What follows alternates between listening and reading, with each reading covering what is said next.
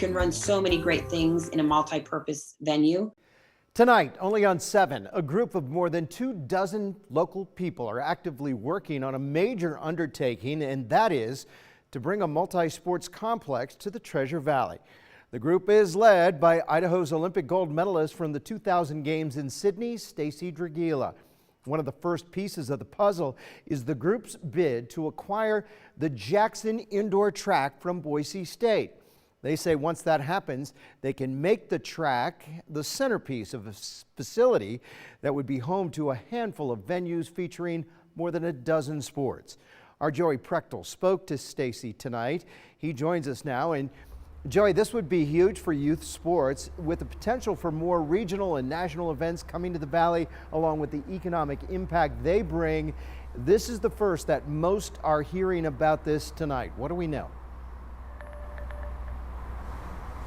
Well, Mark, Dragila telling me earlier today that the Treasure Valley really does need something like a multi-sports complex, mainly just because of all the growth in the area. A lot of families moving here with their kids, so that's why Dragila is leading this committee, Save the Jackson Indoor Track, because the committee doesn't want BSU to sell that track to somebody out of state.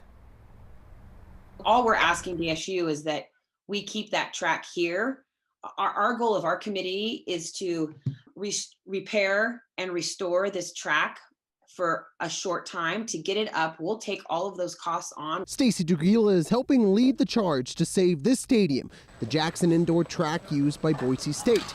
The university put it up for sale back in October with a listing price of $350,000. We'll take care of it. We'll restore it. Dragila doesn't think it's worth $350,000, more closer to $200,000. If we had to pay that, we would pay it. We have the funds to pay that. She wants the track so they can build something like this in the Treasure Valley. This complex is called the Podium, and it's under construction in Spokane right now. Once completed this fall, it will be able to host 16 different kinds of sporting events inside. This building will be the only venue of its type west of the Mississippi, which is really important. You can run so many great things in a multi-purpose venue. I'm in Meridian, and I have to drive out to Nampa because that's where the gyms are. And all these gyms in the evening are just full and booked with the kids' sports, which is great, but we're growing and we need more. And Dragila believes the track is the ideal starting point for this venture. We're calling it the Treasureplex right now.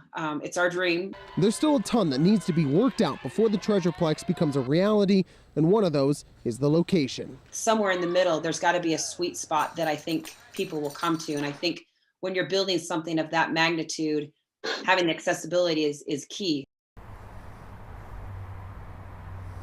Now, we did reach out to Boise State to talk to somebody and ask a few questions about the track. Now, a spokesperson did tell us that they followed state law by listing the track as a surplus item. That way, local and state agencies could kind of get first dibs on it. They did that back in October, but no one bought it through that 2-week period. So now they can auction it off, and their starting price is $350,000. Now, while there's been no formal appraisal on the track, the university said that a local representative from a track manufacturing company has actually come out and looked at the track and has actually estimated that it's worth more than the university's asking price. The spokesperson also telling me earlier today that they actually do have multiple people interested in buying the track at that price, and they think it's a fair price. And the university also said that if they were to sell the track for $350,000, they would then use that money to invest in Title IX opportunities for women's sports at Boise State. Back to you. We're excited about breaking this story, one that has a number of layers to it and one that we will no doubt be following for the months and possibly years to come. All right, Joey, thanks.